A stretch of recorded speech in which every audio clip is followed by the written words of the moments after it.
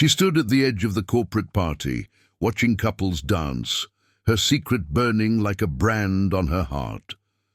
At 35, successful marketing executive Rebecca Charlotte Hayes had conquered boardrooms, closed million-dollar deals, and built an empire, but she'd never felt the touch of a man's lips on hers. Before we jump back in, tell us where you're tuning in from.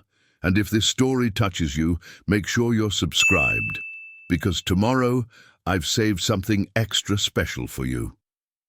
The autumn rain drummed against the floor-to-ceiling windows of the Denver Marriott's 32nd floor, each drop a reminder of Rebecca's isolation as she watched her colleagues celebrate another record-breaking quarter. The city lights blurred through the glass, creating watercolor streaks that matched the tears she refused to let fall. Rebecca adjusted her navy blazer, the same armor she wore to every corporate function, every client dinner, every networking event where she smiled and nodded and pretended that success filled all the empty spaces in her life. At 35, she was the youngest senior partner at Morrison & Associates marketing firm, a woman who could command a room of executives with a single presentation, who had her assistant book her life in 15-minute increments, who owned a penthouse that graced the cover of Architectural Digest. But tonight, as she watched her colleague Sarah Miller slow dance with her husband of 12 years, Rebecca felt the weight of every kiss she'd never experienced, every tender moment that had passed her by, while she climbed the corporate ladder with ruthless determination. "Rebecca, you're not mingling," came the smooth voice of Marcus Morrison, the firm's founding partner. He approached with his wife, Eleanor, both of them glowing with the satisfaction of another successful year. "This party is supposed to celebrate all of us, especially you. That campaign you landed with Richardson Industries was nothing short of brilliant." Rebecca forced her practiced smile, the one that had gotten her through 1,000 business meetings. "Just taking a moment to appreciate what we've built together, Marcus. The view from up here never gets old." Eleanor Morrison, elegant in her silver gown, studied Rebecca with the keen eye of a woman who'd raised 4 children and knew when someone was putting on a brave face. "Rebecca, dear, when was the last time you took a real vacation, not one of those weekend work retreats, but an actual break?" The question caught Rebecca off guard. She couldn't remember the last time someone had asked about her personal well-being rather than her quarterly projections. Well, there's always another campaign, another client. You know how it is." Marcus laughed, but his eyes held concern. "That's exactly what I'm afraid of. You're brilliant, Rebecca, but even brilliant people need to live a little. When's the last time you went on a date?" The question hung in the air like a challenge Rebecca couldn't meet. She felt heat creep up her neck, that familiar flush of embarrassment that came whenever her personal life, or lack thereof, became the subject of conversation. "I prefer to keep my personal and professional lives separate," she said, the words coming out more stiffly than she intended. Eleanor exchanged a glance with her husband, and Rebecca could practically hear the mental conversation passing between them. Here was the most successful woman in their company, beautiful, intelligent, wealthy, and utterly alone. "Of course," Eleanor said gently. "But sometimes the best business partnerships come from personal connections. Some of our biggest clients became friends first." Rebecca nodded, but her attention drifted back to the dance floor, where couples swayed to the soft jazz trickling from hidden speakers. She watched James Patterson dip his wife, watched them laugh as she nearly stumbled, watched him pull her close and whisper something that made her eyes sparkle. Rebecca had built her entire adult life around control, around measurable outcomes and strategic planning. Love, with all its unpredictability and vulnerability, had never fit into her carefully constructed world. In college, while her roommates dated and kissed and experimented with relationships, Rebecca studied. In her 20s, while her friends navigated heartbreak and marriage, Rebecca networked. In her 30s, while others settled down and started families, Rebecca ascended. And now, at 35, she stood in a room full of people who respected her, admired her, even feared her a little, but none of them truly knew her. None of them knew that beneath the polished exterior lived a woman who'd never felt the nervous flutter of a first kiss, who'd never known the weight of a man's hand in hers, who'd never experienced the particular intimacy of being chosen, desired, loved. The irony wasn't lost on her. She could negotiate million-dollar contracts, but she'd never learned to navigate the simple complexities of dating. She could read market trends with uncanny accuracy, but she'd never learned to read the subtle signals of romantic interest. She could command respect in any boardroom, but she'd never learned to be vulnerable enough to let someone past her defenses. "Excuse me," Rebecca murmured to the Morrisons. "I need some air." She made her way through the crowd, past clusters of colleagues sharing war stories and inside jokes, past the bar where junior associates tried to impress clients with their knowledge of single malt whiskey, past the dessert table where the administrative staff laughed over shared photographs of their children and grandchildren. The balcony was mercifully empty, the October air sharp enough to cut through the fog of self-pity that threatened to overwhelm her. Denver sprawled below, a million lights representing a million lives, most of them undoubtedly more connected than hers. Rebecca gripped the railing, her knuckles white against the cold metal. She thought of her mother, who'd passed away 5 years earlier after a long battle with cancer. In those final weeks, when the pain medication made her unusually candid, she'd looked at Rebecca with eyes full of love and worry. "Sweetheart," she'd whispered, "I'm so proud of everything you've accomplished, but promise me you won't let success become a substitute for living. Promise me you'll let someone love you." Rebecca had promised, but promises to the dying were easier to make than to keep. Her mother had died surrounded by love, Rebecca's father holding one hand, Rebecca holding the other, her brother David flying in from Seattle with his wife and children. Even in death, Margaret Hayes had been connected, cherished, mourned by a community of people whose lives she'd touched. Rebecca wondered sometimes if anyone would mourn her with that kind of depth. Oh, the firm would suffer. She knew her worth, knew that her departure would leave a hole that would take years to fill. But would anyone cry for the woman herself, rather than the professional they'd lost? The sound of the door opening behind her interrupted her brooding. She expected to see Marcus or Eleanor coming to check on their star employee, but instead found herself facing Jennifer Walsh, the firm's newest junior associate.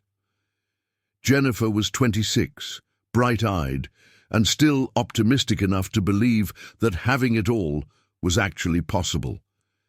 "Miss Hayes, I hope you don't mind. I saw you come out here and wanted to make sure you were okay." Rebecca was struck by the genuine concern in the younger woman's voice. "I'm fine, Jennifer. Just needed a moment away from the crowd." Jennifer moved to stand beside her at the railing, her presence surprisingly comfortable. "Can I ask you something? And please tell me if I'm overstepping." Rebecca nodded, curious despite herself. "Are you happy?" Jennifer's question was simple, direct, and utterly devastating in its honesty. For a moment, Rebecca couldn't speak. Happy?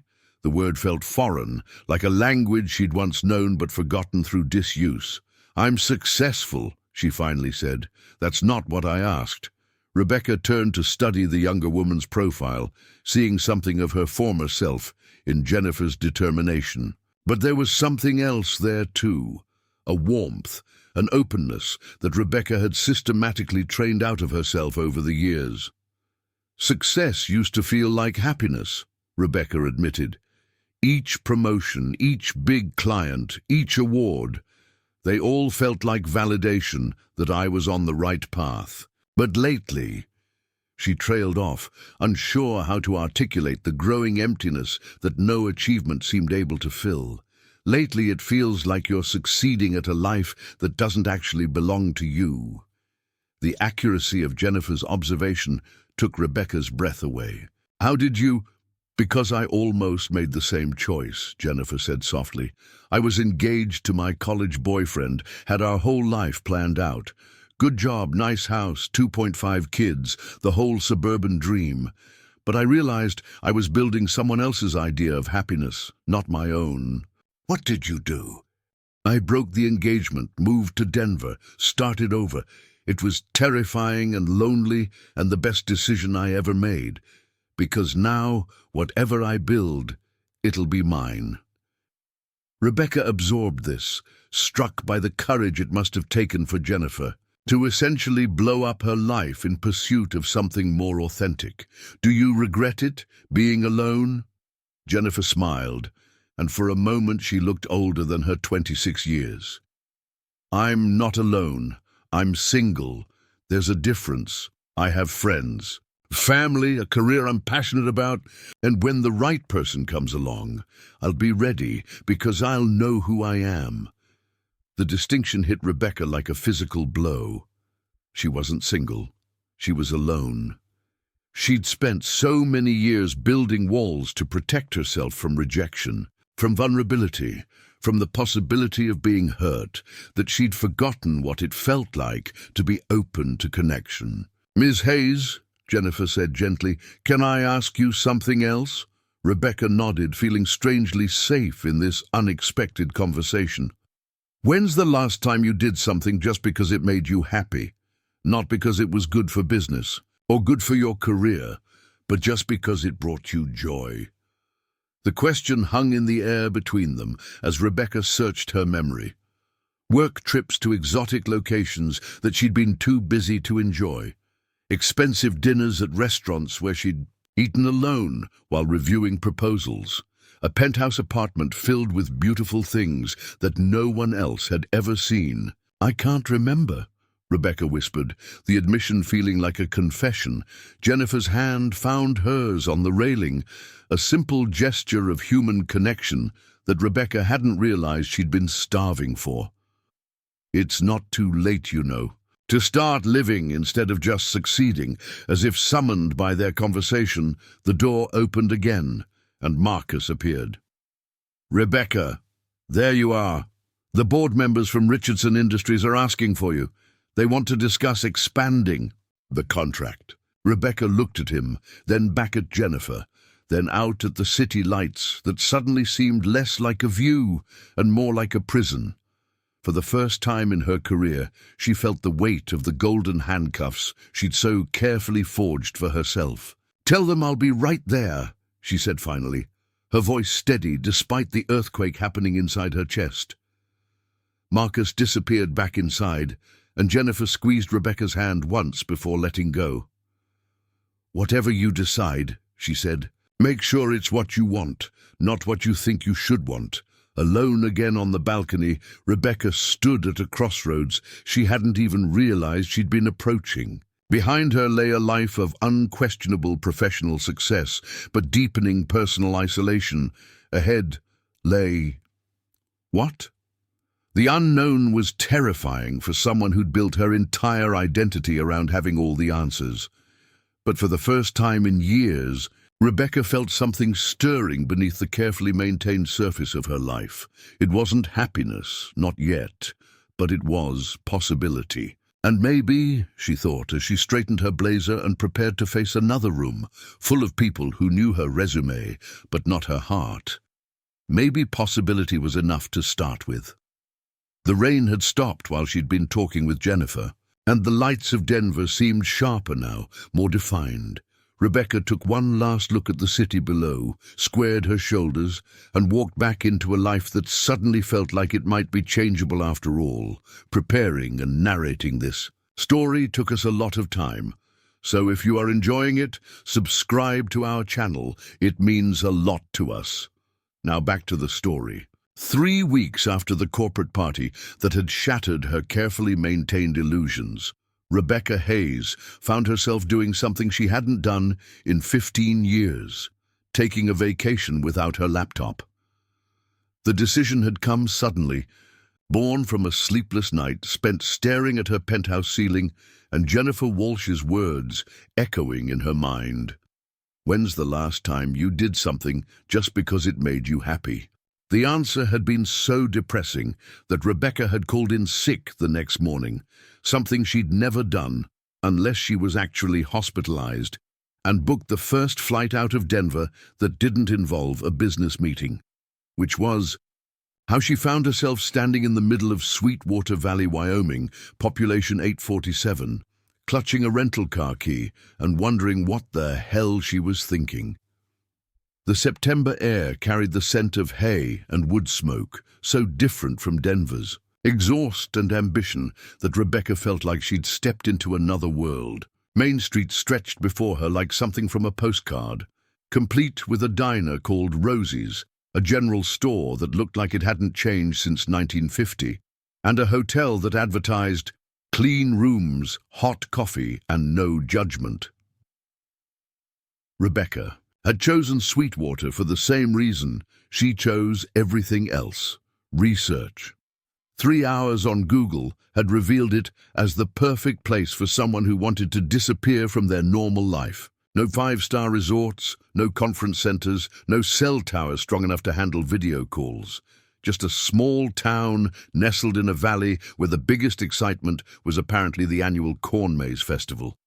She'd packed one suitcase with clothes she'd never worn, jeans that still had tags, sweaters bought on impulse but never removed from her closet, boots purchased for a hiking trip that had been cancelled for a client emergency. Looking at herself in the hotel mirror, Rebecca barely recognized the woman staring back. Without her power suits and carefully styled hair, she looked younger, softer, more like the girl she'd been before ambition had carved her into someone else entirely. The Sweetwater Inn was run by a woman named Dorothy Chen, whose warm smile and genuine interest in Rebecca's well-being felt foreign after years of purely transactional interactions. Dorothy showed her to a room that was simple but comfortable, with windows that looked out onto pastures where horses grazed in the afternoon sun. "First time in Sweetwater?" Dorothy asked as she handed Rebecca an actual metal key instead of a plastic card. "First time anywhere like this," Rebecca admitted. Dorothy's expression softened with understanding. "City girl, huh? Well, you picked a good time to visit. Weather's perfect and the fall colors are just starting to turn. You here for any particular reason, or just need to get away from it all?" The question was casual, but Rebecca heard genuine care behind it. When was the last time someone had asked about her motivations without wanting to sell her something or get something from her? "I guess I'm trying to figure some things out," Rebecca said, surprised by her own honesty. "Best place for it," Dorothy nodded. "Small towns have a way of helping people see what's really important. You let me know if you need anything. Directions, recommendations, or just someone to talk to. I've been in Sweetwater 30 years, and I've seen folks come here lost and leave, found more times than I can count." That first evening, Rebecca walked through town as the sun set behind the mountains, painting the sky in shades of pink and gold that no boardroom window had ever revealed. She passed families sitting on front porches, couples walking hand in hand, teenagers gathered around an old pickup truck, sharing stories and laughter. The simplicity of it all was both beautiful and heartbreaking, a reminder of all the small moments she'd missed while chasing bigger and bigger achievements. She ended up at Rosie's Diner, where the waitress, a woman in her 60s, with kind eyes and laugh lines, recommended the meatloaf special and didn't bat an eye when Rebecca asked for a table for one. The food was simple but delicious, and Rebecca found herself savoring each bite instead of wolfing it down while reading emails. It was while she was paying her check that disaster struck. Her rental car, a sleek sedan that looked as out of place, in Sweetwater as she did, wouldn't start. The engine turned over with a grinding sound that even Rebecca's limited mechanical knowledge recognized as expensive trouble. "Need some help?" The voice came from behind her, deep and warm, with just a hint of amusement. Rebecca turned to find herself looking up at a man who seemed to have stepped straight out of a Western movie. He was tall, probably 6'3", with dark hair that looked like he'd been running his hands through it, and eyes the color of whiskey. He wore faded jeans, well-worn boots, and a flannel shirt with the sleeves rolled up to reveal forearms that spoke of physical work under the sun. But it was his smile that caught her off guard, genuine, easy, with no agenda behind it except simple human kindness. "I think my car is dead," Rebecca said, then immediately felt foolish for stating the obvious. The man approached with the easy confidence of someone comfortable in his own skin, something Rebecca envied even as she found herself oddly nervous. "Mind if I take a look? I'm Jake Sullivan, by the way. I run a ranch about 10 miles outside town." "Rebecca Hayes," she replied, then watched in fascination as Jake rolled up his sleeves and leaned over the engine. His hands moved with sure competence, and Rebecca found herself studying the way his shoulders shifted under his shirt, the way a lock of hair fell across his forehead as he concentrated. "When's the last time you had this serviced?" Jake asked without looking up. It's a rental. I picked it up at the Denver airport yesterday." Jake straightened, wiping his hands on a bandana he pulled from his back pocket. "Well, there's your problem right there. Looks like they rented you a car with a dying alternator. She's not going anywhere tonight." Rebecca felt a flutter of panic. "But I'm staying at the inn and I don't know how—" "Easy," Jake said, his voice calm and reassuring. "Sweetwater's not exactly a metropolis. Everything's walking distance, and Mickey at the garage will have you fixed up tomorrow. Tonight, though, this lady's staying put." The way he referred to the car as lady made Rebecca smile despite her stress. "I don't suppose there's an Uber in Sweetwater." Jake's laugh was rich and genuine. "Uber? Ma'am, our idea of ride-sharing is me giving you a lift in my truck, which I'm happy to do if you don't mind traveling with a little hay dust and probably some dog hair." Rebecca looked at him, really looked, and felt something shift inside her chest. Here was a man offering help to a complete stranger, expecting nothing in return, treating her breakdown as a minor inconvenience rather than a catastrophe. When was the last time someone had simply offered to help her without wanting something back? "I don't want to impose," she said, the words automatic. "No imposition. I was heading into town anyway to pick up some feed. Your hotel's right on my way." Jake's truck was indeed dusty, with a golden retriever in the back who wagged enthusiastically when Rebecca appeared. The cab smelled like leather and wood shavings and something essentially masculine that made Rebecca's pulse quicken in ways she didn't understand. "That's Ranger," Jake said as he helped Rebecca into the passenger seat, his hand steady and warm on her elbow. "He's friendly, but not too bright. Don't take it personally if he tries to lick your face." As they drove through the gathering darkness, Rebecca found herself relaxing in a way she hadn't in years. Jake didn't pepper her with questions or try to fill every silence with chatter. He simply drove, occasionally pointing out landmarks or sharing a bit of local history, his presence as comfortable as an old sweater. "So what brings a city girl to Sweetwater?" he asked as they pulled up to the inn. Rebecca hesitated, then decided on honesty. "I'm trying to figure out who I am when I'm not working." Jake nodded, as if this made perfect sense. "That's a hell of a thing to figure out. Most folks spend their whole lives avoiding that question." "What about you? Have you always known who you are?" Jake was quiet for a moment, his hands resting on the steering wheel as he looked out at the mountains silhouetted against the star-filled sky. "I thought I did. Spent 10 years in the military, came back thinking I had all the answers. Took some time on the ranch to realize I was asking the wrong questions." There was something in his voice, a depth that spoke of his own journey through uncertainty, that made Rebecca feel less alone with her confusion. "Thank you," she said, as she prepared to get out. "For the ride, I mean, and for helping with the car." "Any time," Jake said, and something in his tone made her believe he meant it literally.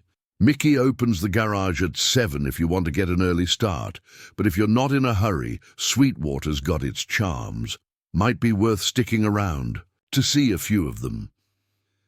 As Rebecca walked into the inn, she found herself hoping that her car would take more than a day to fix. For the first time in years, she wasn't in a hurry to get anywhere else. And for the first time ever, she was curious about a man who offered help without expecting anything in return, who spoke in quiet truths instead of polished pitches, who made her feel like maybe, just maybe, there were different ways to be strong. That night, as she lay in a bed that didn't have Egyptian cotton sheets or a perfect view of the city skyline, Rebecca Hayes fell asleep to the sound of crickets and the memory of whiskey-colored eyes that had looked at her like she was worth seeing. The rescue she hadn't known she needed had begun. Mickey's garage was a throwback to an era when mechanics actually fixed things instead of just replacing them. Rebecca arrived at 7 sharp to find Mickey Torres, a man who looked like he'd been born with grease under his fingernails, already elbow-deep in her rental car's engine. "Morning, miss," Mickey said without looking up. "Jake told me you might be stopping by. This here's a classic case of they don't make 'em like they used to. Gonna need to order a part from Denver, which means 2, maybe 3 days if we're lucky." Rebecca's first instinct was panic. 3 days away from the office. Impossible. She reached for her phone to call her assistant, to rearrange meetings, to maintain the illusion of control, only to remember that her phone barely had 1 bar of service in Sweetwater. 3 days, she repeated, testing the words. "Could be worse," Mickey said cheerfully. "Could be a week. But don't you worry, Sweetwater's got plenty to keep you busy, assuming you're not in a hurry to get back to wherever you came from." Standing in the morning sunshine outside Mickey's garage, Rebecca realized she wasn't in a hurry. For the first time in her adult life, she had nowhere she absolutely had to be, no meetings that couldn't wait, no crises that required her immediate attention. The thought was both terrifying and oddly liberating. "Actually," she heard herself saying, 3 days sounds perfect." The next few hours unfolded like a dream Rebecca hadn't known she was having. She walked Sweetwater's quiet streets, really seeing them for the first time. The morning light revealed details she'd missed the night before. Flower boxes overflowing, with late-season blooms, hand-painted signs advertising fresh bread and local honey, children's bicycles leaning against front porches without locks or chains. At the general store, an elderly man named Frank Peterson took 20 minutes to help her find trail mix, sharing stories about every local family as he guided her through aisles that carried everything from fishing tackle to homemade jam. When she tried to pay, he waved away her card and asked for exact change instead, muttering about fancy machines that complicate simple things. It was at the town's small library, a converted Victorian house with more charm than square footage, that Rebecca encountered Mrs. Eleanor Whitfield, the librarian who doubled as the town's unofficial historian and unofficial therapist. "You're the young lady staying at Dorothy's," Mrs. Whitfield said, looking up from a stack of books she was cataloguing. She was probably in her 70s, with silver hair pinned in a neat bun and eyes that seemed to see everything. "Jake mentioned you might be staying a few days." "Jake mentioned me?" Rebecca asked, surprised. Mrs. Whitfield's smile was knowing. "Jake Sullivan is one of our finest young men. Lost his father when he was 16, served his country with honor, came back to keep the family ranch running. He doesn't mention many people, so when he does, we take notice." Rebecca felt heat creep up her neck. "He was just being helpful. My car broke down." Mrs. Whitfield said in a tone that suggested she wasn't buying Rebecca's casual dismissal. "Would you like me to recommend some books? I have a feeling you're the type who appreciates a good story." 20 minutes later, Rebecca left the library with 3 novels she hadn't read since college and the strange feeling that Mrs. Whitfield had seen straight through her carefully maintained facade. The older woman had a way of asking innocent questions that revealed more than Rebecca intended to share, and by the time their conversation ended, Mrs. Whitfield knew Rebecca worked in marketing, lived alone in Denver, and hadn't taken a real vacation in 5 years. "People come to Sweetwater for all sorts of reasons," Mrs. Whitfield had said as Rebecca checked out her books. "Some are running from something, some are running to something, and some are just plain lost. The lucky ones figure out which category they're in before they leave." The afternoon brought an unexpected invitation. Dorothy mentioned that Jake had stopped by the inn to check if Rebecca needed anything, and when he learned she was planning to spend the day exploring on foot, he'd offered to show her the parts of Sweetwater that weren't visible from Main Street. "I had told him you might like to see the old Peterson homestead," Dorothy said, her tone carefully casual. "It's about a mile out of town, beautiful views, but the trail can be tricky if you don't know where you're going." Rebecca found herself saying yes before she'd fully processed the invitation. Something about Sweetwater was stripping away her usual need to analyze every social interaction, to weigh the professional implications of every choice. Here, accepting a friendly offer felt natural instead of strategic. Jake arrived at the inn just after lunch, Ranger bouncing in the truck bed with barely contained excitement. Jake himself looked more relaxed than he had the night before, his hair slightly damp from a recent shower, his flannel shirt exchanged for a soft grey Henley that made his eyes look even more striking. "Hope you don't mind hiking in jeans," he said as Rebecca approached the truck. "Trail's not too rough, but it's not exactly a sidewalk either." "I think I can manage," Rebecca said, though privately she hoped her city-softened feet would hold up in boots she'd only worn for fashion before. The drive to the trailhead took them past Jake's ranch, a sprawling property with white fences, rolling pastures, and a farmhouse that looked like it had grown out of the landscape itself. Rebecca caught glimpses of horses grazing, a red barn that belonged on a calendar, and gardens that spoke of careful tending. "It's beautiful," she said, meaning it. "It's home," Jake replied simply. "Been in my family for 3 generations. My grandfather built that house with his own hands, and my father added the barn. Now I'm trying to figure out what my contribution's going to be."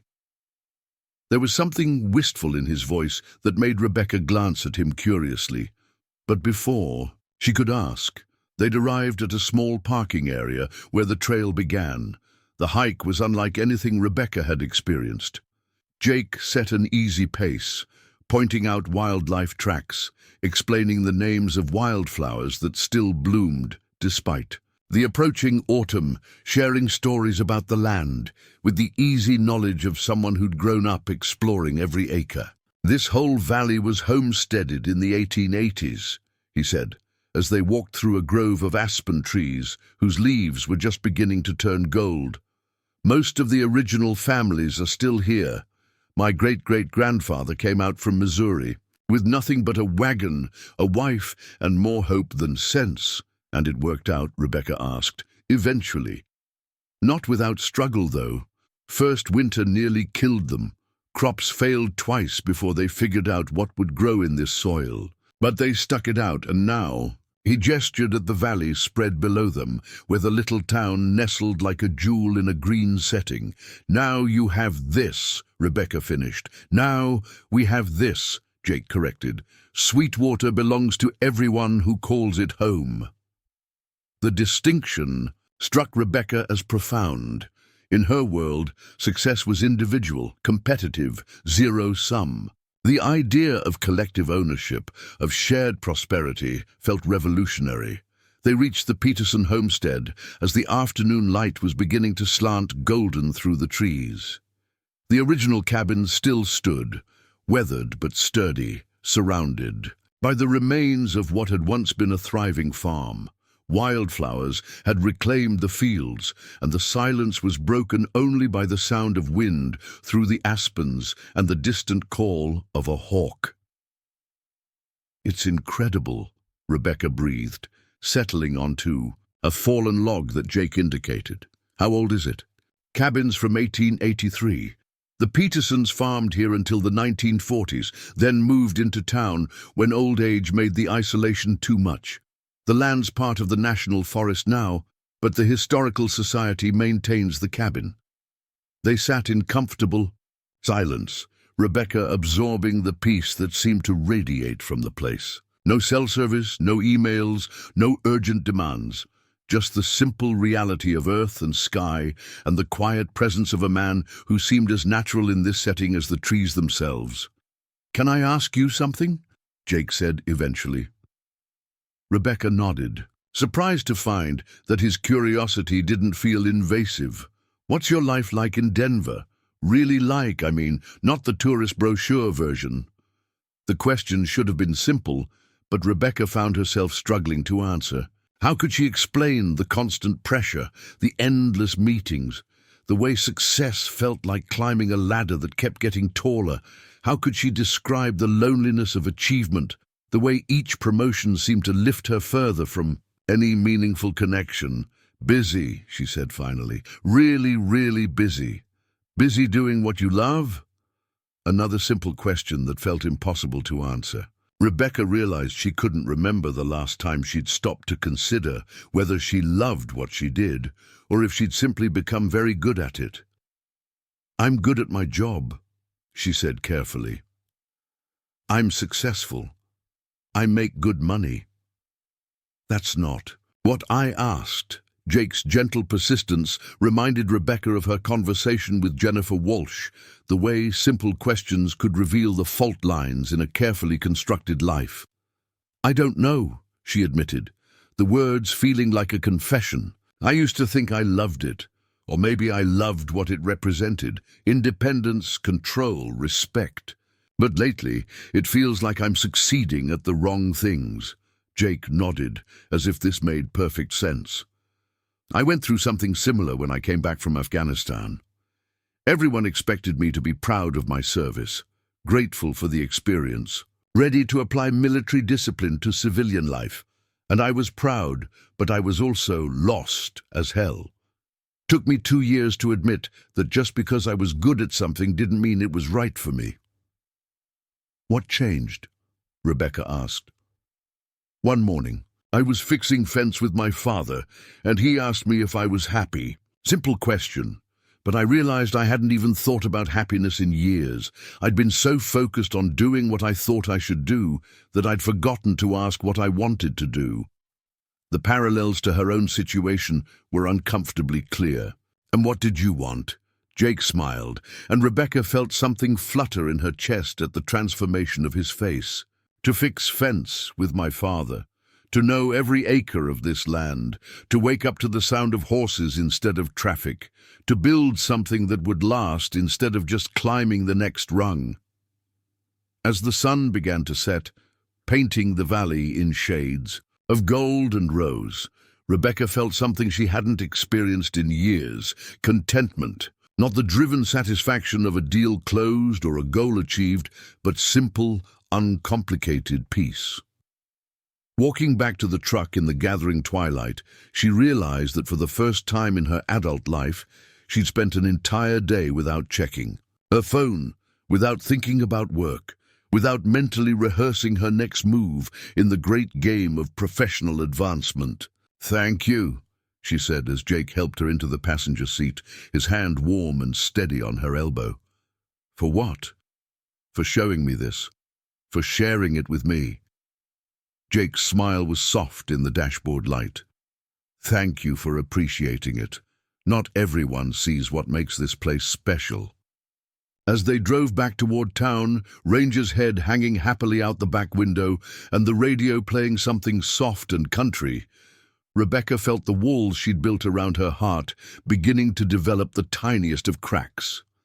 Not enough to threaten the structure, not yet, but enough to let in the first rays of light she'd seen in years. The sanctuary period had begun, though she didn't know it yet. In Sweetwater, surrounded by the quiet kindness of strangers and the steady presence of a man who asked nothing from her but honesty, Rebecca Hayes was learning what it meant to breathe again. Rebecca woke on her third morning in Sweetwater to the sound of rain drumming against her window and the startling realization that she'd slept through the night without once reaching for her phone. The old Rebecca would have been checking emails by 5 a.m., but this version of herself had slept until the natural light filtered through the inn's lace curtains, feeling more rested than she had in months.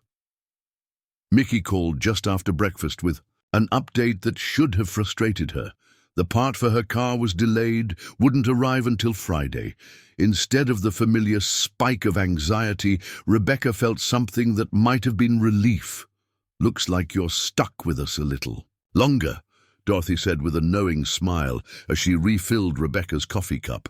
"Terrible shame, I'm sure." Before Rebecca could respond, the inn's front door opened with a gust of wind and rain, and Jake stepped inside, shaking droplets from his hair. He wore a canvas jacket darkened with moisture and carried a thermos that steamed when he unscrewed the cap. "Morning, Dorothy." "Rebecca."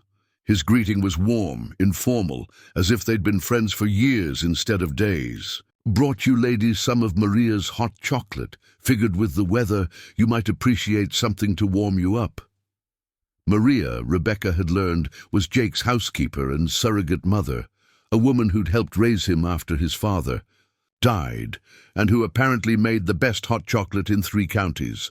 The gesture was simple, thoughtful, and completely unnecessary, which made it all the more meaningful.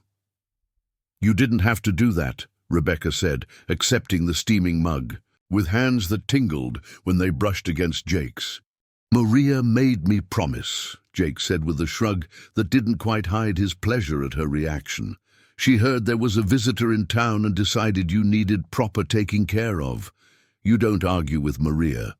The hot chocolate was rich and warming, with hints of cinnamon and vanilla that spoke of care in its preparation. Rebecca found herself savoring each sip, while Jake and Dorothy discussed the weather, the fall harvest, and a dozen other small-town concerns that felt more real than any boardroom discussion she'd ever participated in. "I was thinking," Jake said, turning to Rebecca with an expression that seemed carefully casual, "since you're going to be here a few more days anyway, maybe you'd like to see what a working ranch actually looks like. We're bringing the cattle down from the high pasture today, and it's something most folks never get to witness."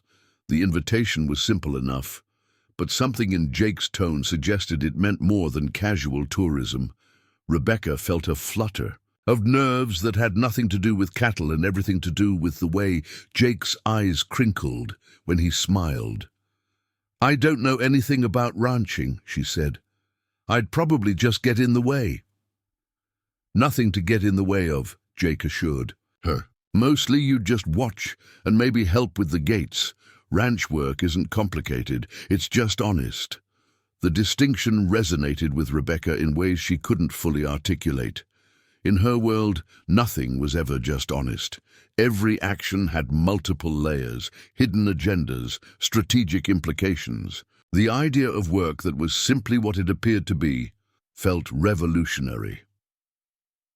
An hour later, Rebecca found herself in the passenger seat of Jake's truck, driving through rain-washed countryside toward his ranch. She'd borrowed a rain jacket from Dorothy and wore her most practical boots, though she suspected she still looked like exactly what she was, a city woman playing dress-up in the country. "Tell me about your ranch," she said, as they turned into a gravel driveway flanked by white fences. "How many acres? How many cattle?" 3,000 acres, about 800 head of cattle," Jake replied. "It's not the biggest operation in the valley, but it's big enough to make a living if you're careful and lucky." The ranch revealed itself gradually through the rain. Pastures dotted with black cattle, outbuildings that looked both practical and well-maintained, and the farmhouse Rebecca had glimpsed before, now clearly visible as a sprawling two-story structure with a wraparound porch and gardens that even in late September showed signs of careful tending. "It's beautiful," Rebecca said, and meant it. There was something about the place that spoke of continuity, of lives lived in harmony with the land rather than in spite of it. "My grandfather would be pleased to hear you say that," Jake said. "He always said the land would take care of us if we took care of it first."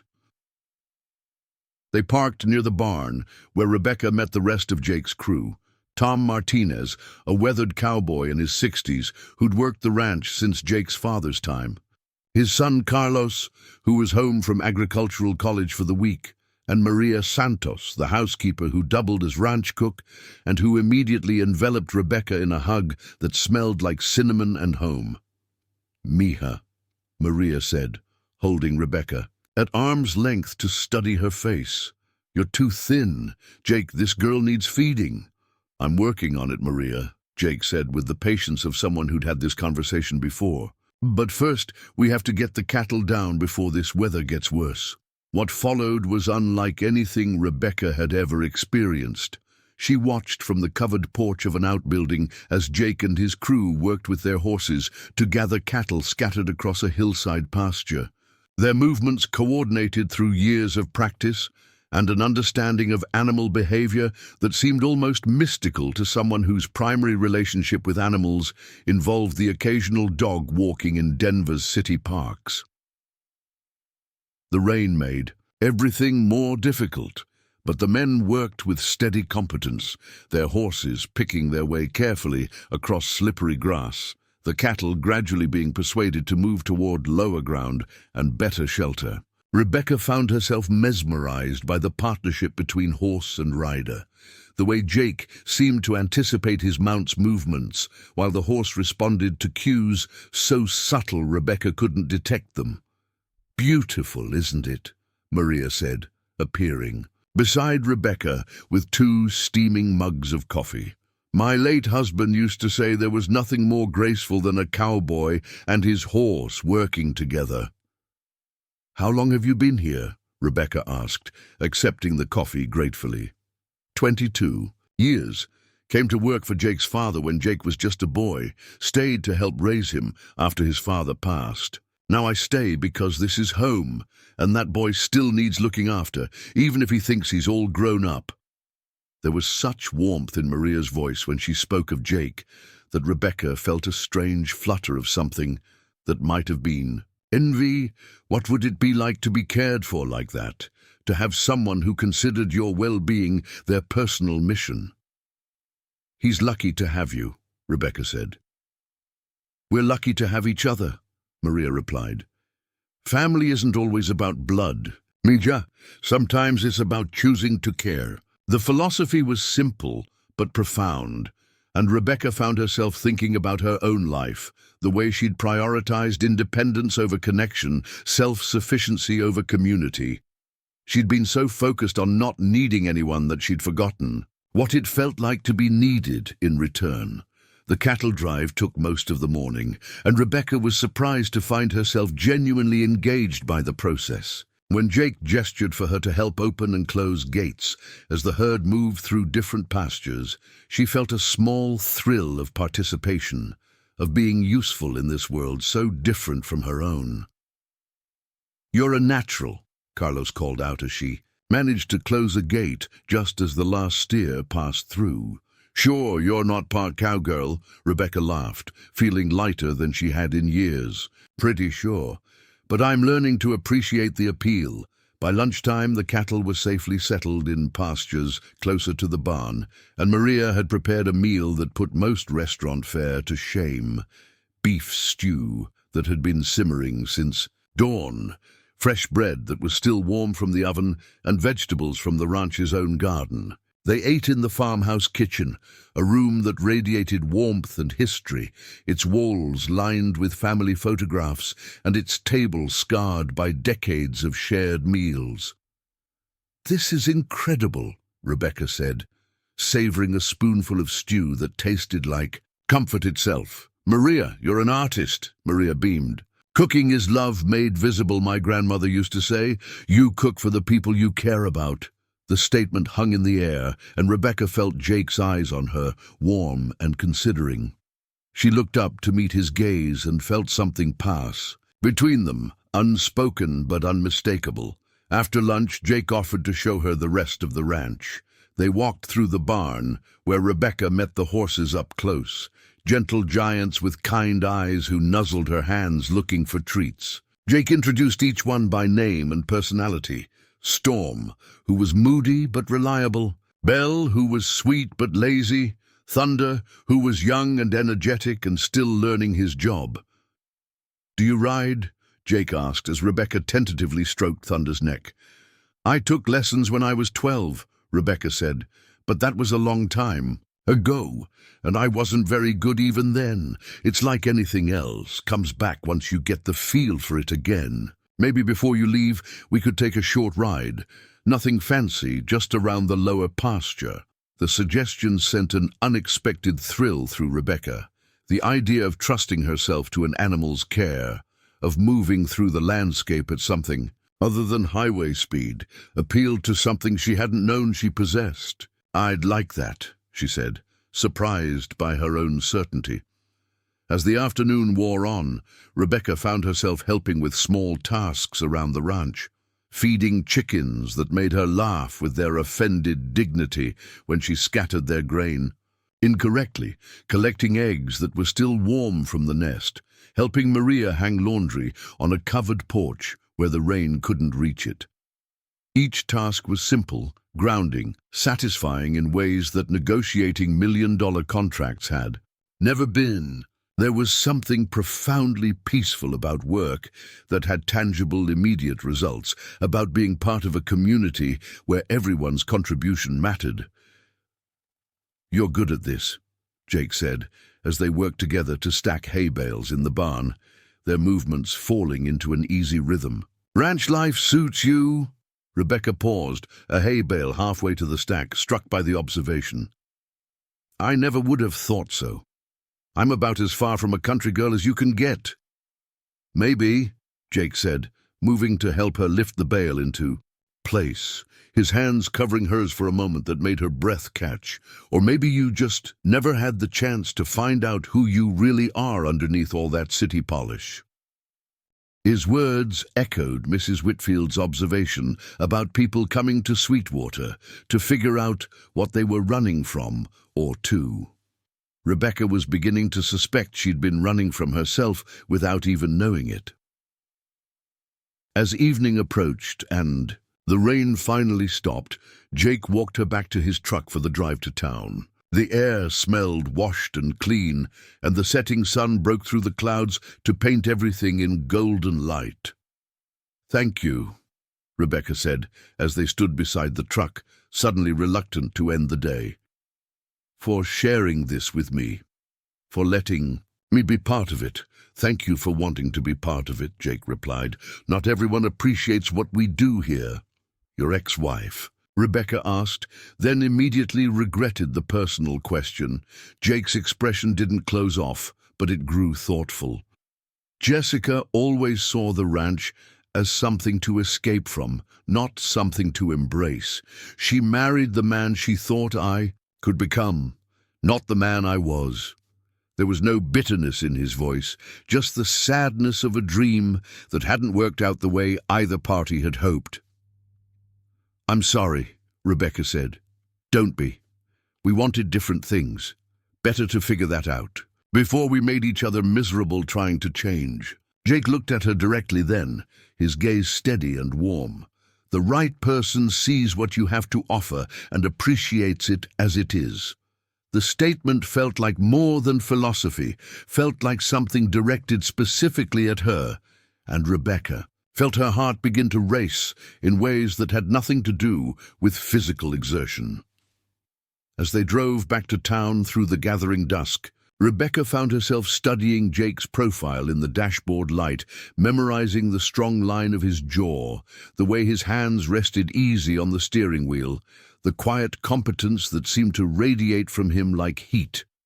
For the first time, In her life, she understood what people meant when they talked about attraction that went deeper than the physical. She was drawn not just to Jake's handsome face or capable hands, but to his groundedness, his authenticity, his way of moving through the world without pretense or agenda. "Would you like to have dinner tomorrow?" she heard herself asking as they pulled up to the inn.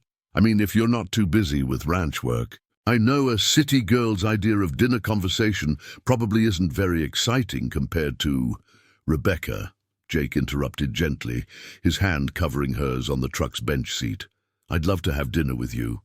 The simple acceptance of her invitation, offered without qualification or hesitation, made Rebecca's chest tight with something that felt dangerously close to hope. As she walked into the inn, she caught her reflection in the lobby mirror and was startled by what she saw. A woman with windblown hair and mud on her boots, whose cheeks were flushed with fresh air, and whose eyes held a light that had been missing for longer than she cared to admit. For the first time in years, Rebecca Hayes looked like someone who was living instead of just achieving. And for the first time ever, she was beginning to understand what it might feel like to be falling in love.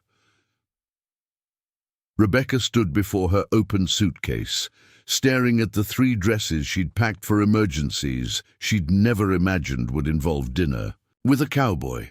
The black cocktail dress was too formal, the blue wrap dress too businesslike, and the burgundy sundress too cheerful. She'd never had trouble choosing appropriate attire for any occasion, but then again, she'd never had dinner with someone who made her pulse race just by saying her name. The knock on her door came at exactly 6 o'clock, and Rebecca felt her stomach flutter as she opened it to find Jake standing in the hallway, hat in hand, wearing dark jeans and a white button-down shirt that made his eyes look impossibly blue. He'd clearly made an effort. His hair was still damp from a shower, and she caught the faint scent of soap and something distinctly masculine. "You look beautiful," he said simply, his gaze taking in the burgundy dress she'd finally chosen, and Rebecca felt heat rise in her cheeks at the sincerity in his voice. "Thank you," she managed. "You clean up pretty well yourself." Jake's smile was slightly self-conscious. "Maria threatened to iron a crease in my forehead if I showed up looking like I'd just come in from the pasture." The restaurant Jake had chosen was a surprise.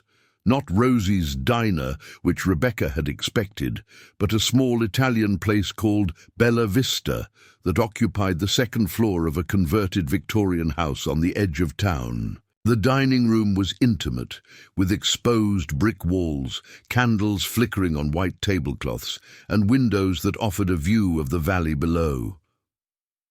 "I didn't know Sweetwater had a place like this," Rebecca said, as they were seated at a table. By the window, "Giuseppe and Anna Benedetti moved here from Portland 5 years ago," Jake explained. "They wanted to raise their kids somewhere with more community, less traffic. Giuseppe was a chef at some fancy hotel, but Anna convinced him that good food was good food whether you served it to tourists or neighbors." The distinction between serving tourists and neighbors struck Rebecca as significant, another example of how Sweetwater operated on principles of community rather than commerce. Even the restaurant felt like an extension of someone's home rather than a business designed to maximize profit. Their conversation over dinner was easy, flowing from topic to topic without the strategic maneuvering Rebecca was used to in her professional life. Jake asked about her work, and she found herself explaining not just what she did, but why she'd chosen marketing, how she'd built her career, what drove her success. "I always thought that if I could just achieve enough, accomplish enough, prove myself enough, then everything else would fall into place," she said, twirling linguine around her fork.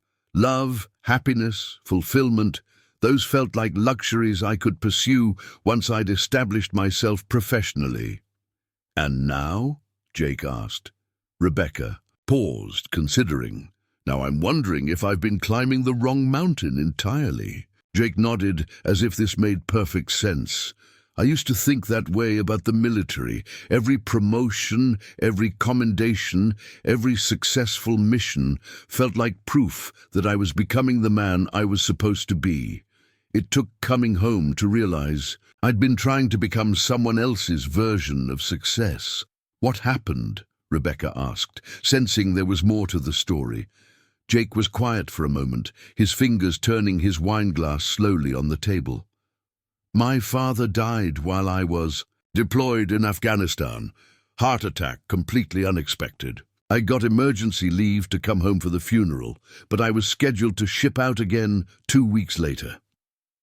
Rebecca felt her chest tighten at the pain that flickered across Jake's face. "The night before I was supposed to leave, I was sitting on the porch with my mother, trying to convince her that I had to go back, that my unit needed me, that my career depended on completing my tour. And she looked at me with these tired eyes and said, 'Jake, honey, your father spent his whole life building something here. Who's going to continue his work if you're halfway around the world?' So you stayed?" I requested a hardship discharge. It took 6 months to process, and I spent every day of it wondering if I was making the biggest mistake of my life. All my training, all my plans for a military career, just gone." Rebecca could hear the echo of old doubt in his voice. "Do you regret it?" Jake's smile was soft but certain. "Not for a single day. I got 2 more years with my mother before the cancer took her. 2 years of learning everything my father never had the chance to teach me about running the ranch. 2 years of understanding that some things are more important than the career you think you're supposed to want." The parallel to her own situation was unmistakable, and Rebecca felt something shift inside her chest. "I've never questioned my career before, never even considered that there might be other paths." "What would you do if you could do anything?" Jake asked. "If money and expectations and other people's opinions didn't matter?" The question should have been simple, but Rebecca found herself struggling to answer. She'd been so focused on what she was good at, what paid well, what impressed others, that she'd never stopped to consider what actually brought her joy. "I don't know," she admitted. "Isn't that pathetic? I'm 35 years old and I have no idea what would make me happy." "It's not pathetic," Jake said gently. "It's honest. Most people spend their whole lives avoiding that question because the answer might require changing everything."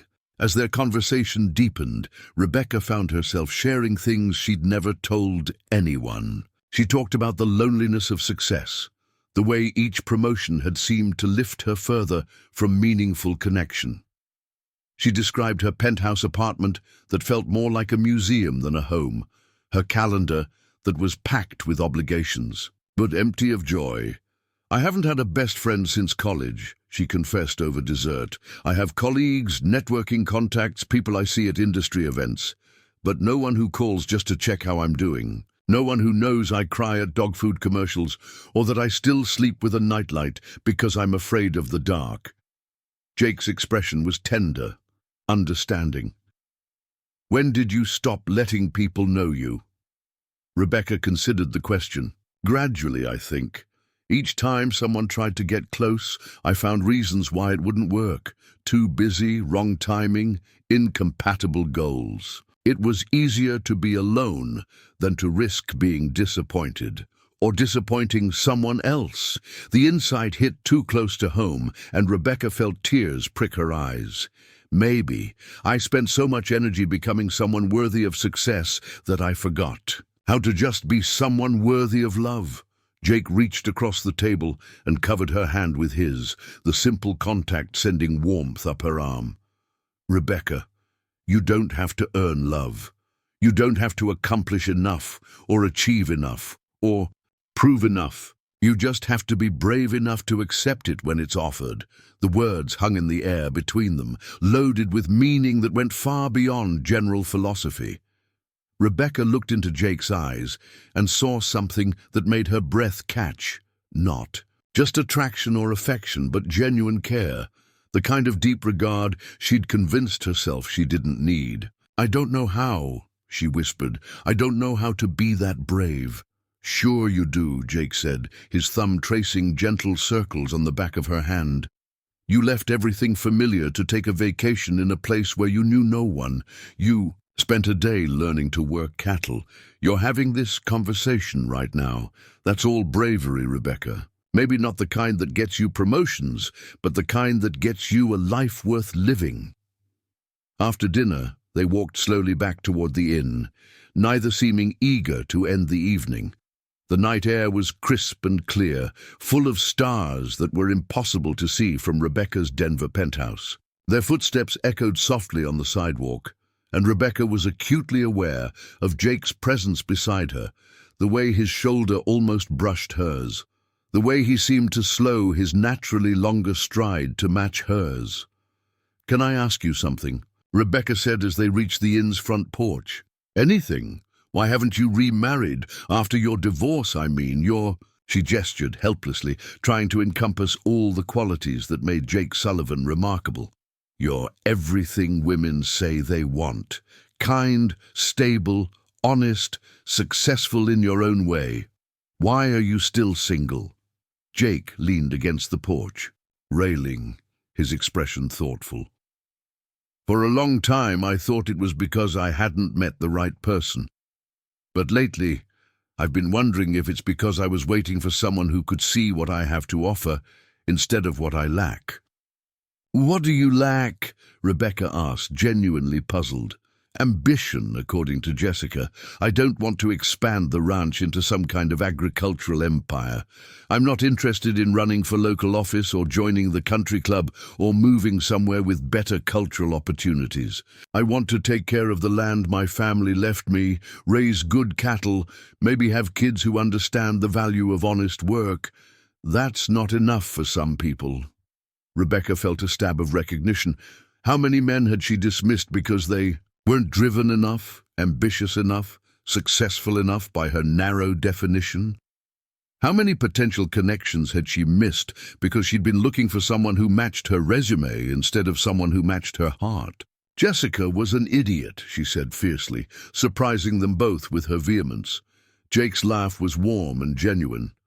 "I appreciate the loyalty, but she wasn't wrong about what she wanted. We just wanted different things." "What do you want now?" Rebecca asked, then immediately felt heat rise in her cheeks at the personal nature of the question. Jake studied her face in the porch light, his expression serious. "I want someone who sees this life as a gift instead of a limitation. Someone who understands that success isn't always measured in dollars or square footage or job titles. Someone who can find joy in small things, a good horse, a well-tended garden, a conversation that lasts until the stars come out." His words painted a picture of a life Rebecca had never considered, but found herself suddenly desperately wanting. "That sounds like a beautiful way to live." "It can be, with the right person to share it with." They stood in comfortable silence for a moment, the weight of unspoken possibilities hanging between them. Rebecca felt as if she stood at the edge of a cliff, looking down at a life so different from the one she'd built that it might as well have been another planet. "Jake," she said softly, then stopped, not sure how to voice the question that was burning in her chest. "What is it? What if I told you something that might change how you see me?" Jake's expression didn't waver. "Try me." Rebecca took a deep breath, her heart hammering against her ribs. "I've never been in love. Never been. In a serious relationship. Never been—" She swallowed hard. "I'm 35 years old, and I've never been kissed." The admission hung in the air between them, and Rebecca braced herself for pity, disbelief, or worse, the polite withdrawal she'd imagined whenever she'd considered sharing this secret with anyone. Instead, Jake's expression softened with something that looked like tenderness. "Rebecca," he said quietly, "that doesn't change how I see you. If anything, it makes me understand you better." "How can you say that? It's not normal. It's pathetic." "It's not pathetic," Jake said firmly. "It tells me that you've never settled for something that felt wrong. It tells me that you've been waiting for something real, even if you didn't know what that looked like." Rebecca felt tears slip down her cheeks, years of shame and embarrassment finally finding release. "I thought there was something wrong with me. I thought maybe I was broken somehow." Jake stepped closer, his hands gentle on her shoulders. "You're not broken, Rebecca. You're just careful. And that's not a flaw. It's a strength." "Then why does it feel like such a failure? Because you've been measuring yourself by other people's timelines instead of your own," Jake said. "Love isn't a checkbox on a resume. It's not something you achieve by a certain age. It's something that happens when two people find each other at exactly the right moment." Rebecca looked up at him, this man who seemed to see straight through to her heart without judging what he found there. "What if I don't know how? What if I'm too scared, too inexperienced, too—" "Then we'll figure it out together," Jake said, simply. "If you want to." The offer hung between them, gentle and patient and full of promise. Rebecca felt something inside her chest crack open, all the walls she'd built around her heart developing fissures that let in light for the first time. "In years, I think I do," she whispered. "Want to, I mean." Jake's smile was soft and warm and full of tenderness that made Rebecca's breath catch. "Then that's all we need to start with. Everything else we can learn as we go." As Rebecca climbed the stairs to her room that night, she felt as if she'd shed a skin she'd been wearing for so long she'd forgotten it wasn't actually part of her. For the first time in her adult life, she'd been completely honest with someone about her deepest insecurity, and instead of rejection, she'd found acceptance. Maybe, she thought as she prepared for bed, this was what courage actually looked like. Not the fearless pursuit of achievement, but the willingness to be vulnerable enough to let someone see you as you really were. And maybe, just maybe, that was the first step toward the kind of love she'd convinced herself she didn't need but had been longing for all along. Rebecca woke Friday morning to her phone buzzing incessantly on the nightstand, the first time in 5 days that the device had demanded her attention with such urgency. For a moment, she considered ignoring it, rolling over and pretending that the outside world could wait a little longer. But years of corporate conditioning were hard to break, and she reached for the phone with the familiar flutter of anxiety that came with unexpected calls. 17 missed calls, 12 voicemails, 43 text messages. Her stomach dropped as she saw the name that dominated her call log, Marcus Morrison, her boss, her mentor, the man who had built Morrison & Associates into one of Denver's premier marketing firms and who had never, in the 8 years she'd worked for him, called her more than twice in a single day. The most recent voicemail, left at 6:30 a.m., cut straight through her growing peace like a blade. "Rebecca, where the hell are you? Richardson Industries is pulling out of the contract. They want a face-to-face meeting by Monday, or they're taking their business to Patterson and Green. Call me back immediately." Rebecca sat up in bed, her heart racing as the implications crashed over her. Richardson Industries wasn't just any client. They represented 30% of the firm's annual revenue, the contract she'd spent 8 months negotiating, the deal that had been her crowning achievement, was falling apart while she picked wildflowers and learned to feed chickens. She scrolled through the other messages, each one more urgent than the last. Richardson's CEO was furious about some social media backlash regarding their new campaign, the campaign Rebecca had designed. Apparently, a competitor had found ways to twist their messaging, making it appear tone-deaf and out of touch. The story had gone viral overnight, and Richardson was hemorrhaging public goodwill by the hour. "Damage control needed immediately," read Marcus's text from 11 p.m. the night before. "Client threatening to sue for professional negligence. Need you back ASAP to fix this." Rebecca's hands shook as she opened her laptop, the device feeling foreign after days of deliberate disconnection. The headlines that greeted her were a nightmare. Richardson Industries' tone-deaf campaign sparks outrage. Marketing mishap or corporate callousness. Social media users slam heartless holiday campaign. The campaign that had seemed brilliant in the conference room, a nostalgic holiday theme celebrating traditional family values, had been expertly weaponized by competitors and activists to appear exclusionary and backwards. Every image, every slogan that Rebecca had carefully crafted was being dissected and criticized across every platform imaginable. Her phone rang again. "Marcus." "Rebecca, thank God," he said before she could even say hello. "Where have you been? I've been trying to reach you for 2 days. I'm in Wyoming. I told you I was taking a vacation." "Vacation?" Marcus's voice cracked with disbelief. "Rebecca, we're in crisis mode here. Richardson is talking about pulling their entire account and demanding a refund of the fees they've already paid. They want you back in Denver today." "Today?" Rebecca looked out her window at the mountains, at the peaceful valley where Jake was probably already starting his morning chores. "Marcus, it's Friday.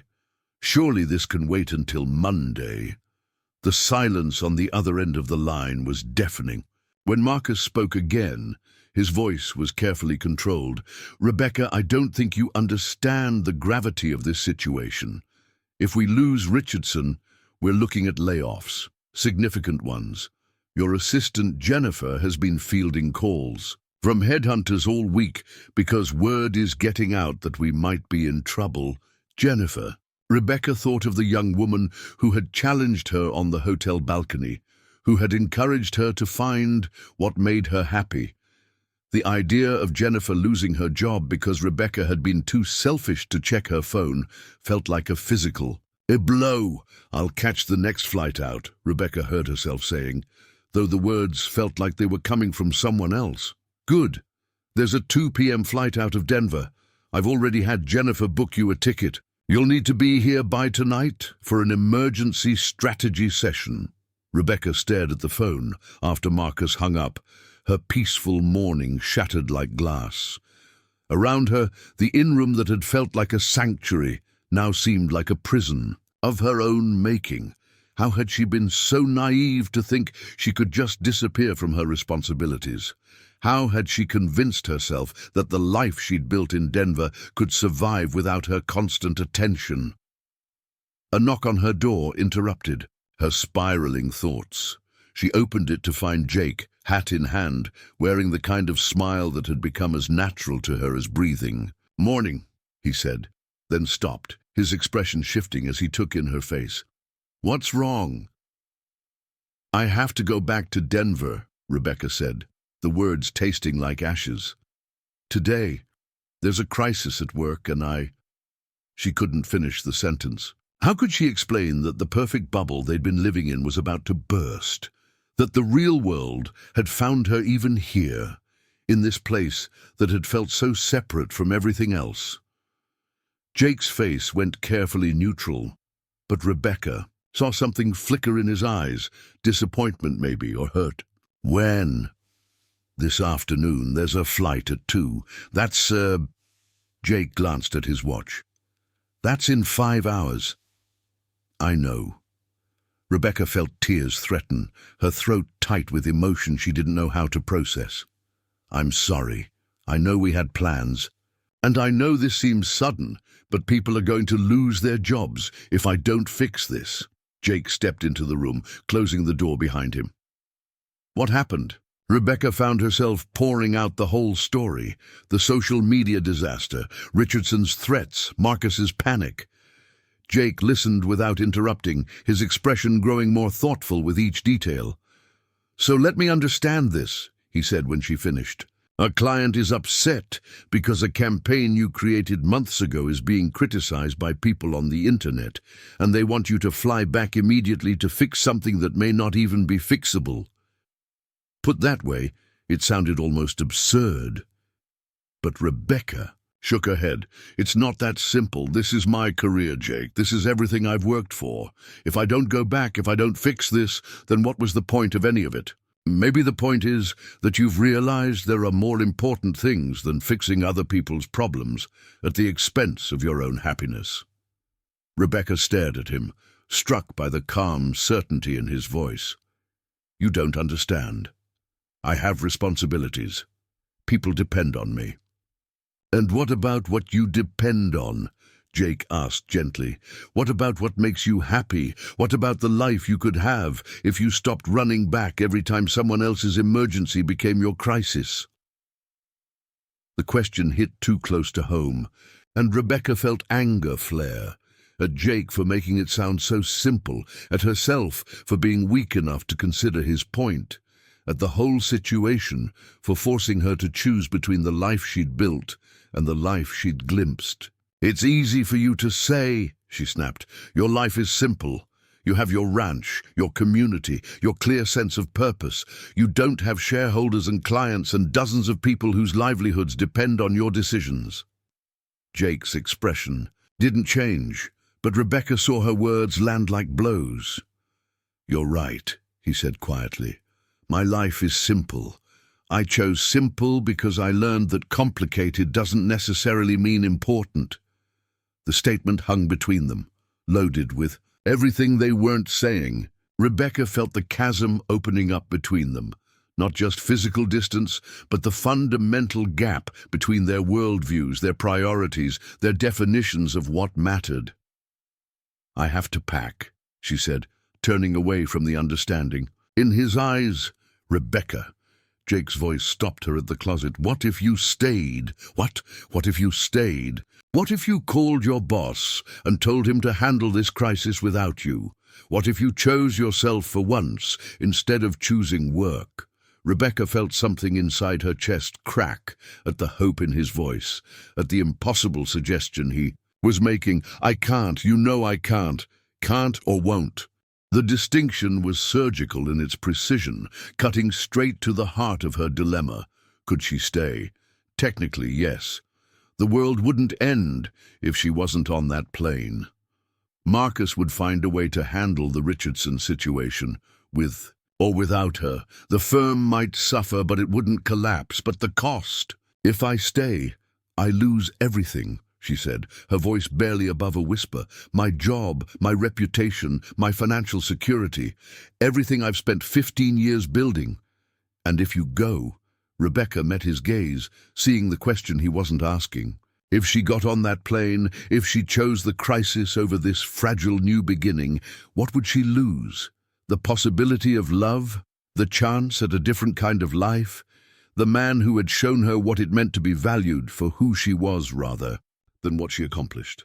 I don't know, she admitted. Jake nodded, as if this was the answer he'd expected. I'll drive you to the airport. Jake, you don't have to. I want to, he said simply. Whatever you decide, I want to be there for it. The next few hours passed, in a blur of packing and phone calls and the surreal experience of dismantling the life she'd briefly imagined in Sweetwater. Dorothy hugged her goodbye with genuine warmth, pressing a thermos of coffee into her hands for the journey. Mrs. Whitfield appeared at the inn to return the books Rebecca had borrowed, tucking a handwritten note between the pages that Rebecca didn't have the courage to read. Maria arrived just as Jake was loading Rebecca's suitcase into his truck. The older woman's face creased with worry and disappointment. Meet she said, pulling Rebecca into a fierce hug. You come back soon, yes? This place, it needs someone like you. Jake, he needs someone like you. Rebecca felt tears slip down her cheeks as she hugged Maria back, breathing in the scent of cinnamon and comfort that had come to represent everything she was leaving behind. The drive to the airport was quiet, the miles passing too quickly and not quickly enough. Jake kept his eyes on the road, his jaw set with the kind of controlled emotion Rebecca recognized from her own mirror.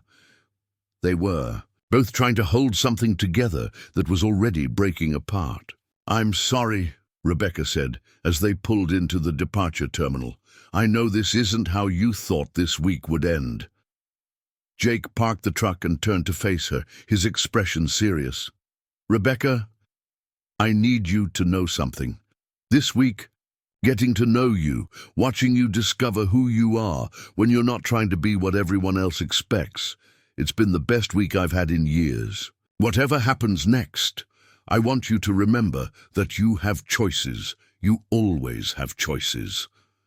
Rebecca felt her heart breaking as she looked at this man who had shown her kindness without agenda, acceptance without condition, love without demand. What if I can't choose? What if I'm too scared, too set in my ways, too... Jake reached over and took her hand, his thumb tracing gentle circles on her palm. Then I'll wait. For how long? However long it takes for you to figure out what you really want. The promise was more than Rebecca felt she deserved, and she squeezed his hand tightly, trying to memorize the warmth of his touch, the steady strength of his presence. I have to go, she whispered. I know.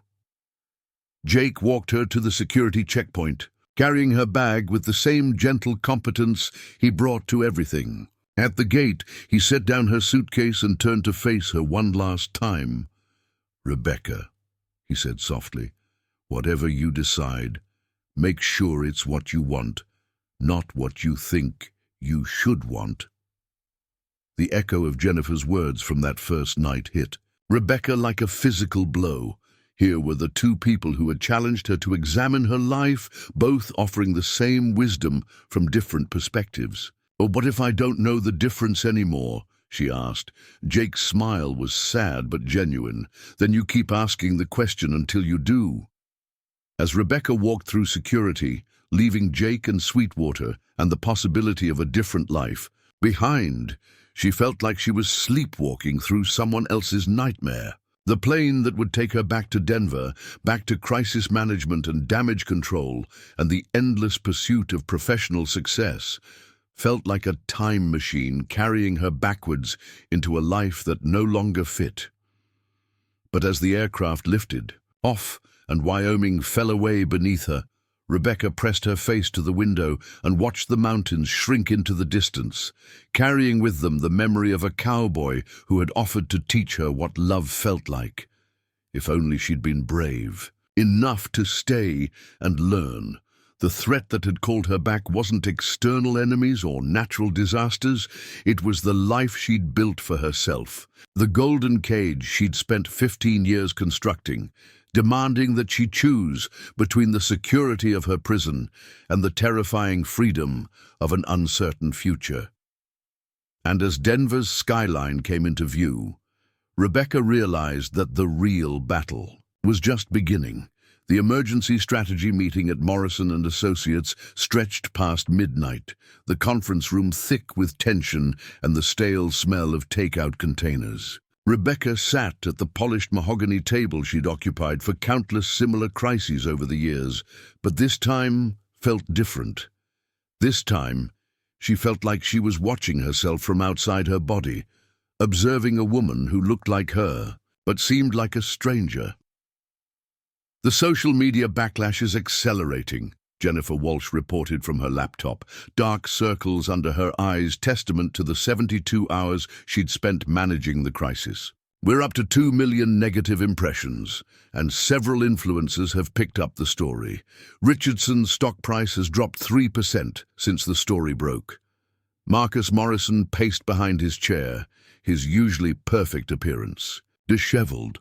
What's our counter-strategy? How do we spin this? Rebecca stared at the crisis management flowchart projected on the conference room wall, the same systematic approach she'd used dozens of times before to transform disasters into opportunities. But for the first time in her career, the familiar process felt hollow, meaningless, like rearranging deck chairs on a sinking ship. Rebecca? Marcus's voice cut through her reverie. You've been quiet. What's your read on this? All eyes turned to her.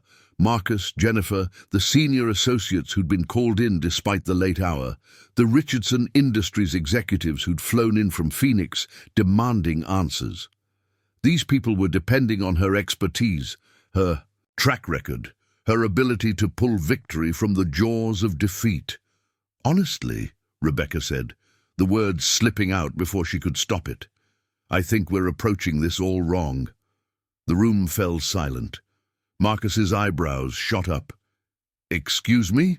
Rebecca felt something shift inside her chest, the same feeling she'd experienced standing on Jake's ranch, watching cattle move across open pasture, a sense of seeing clearly for the first time in years.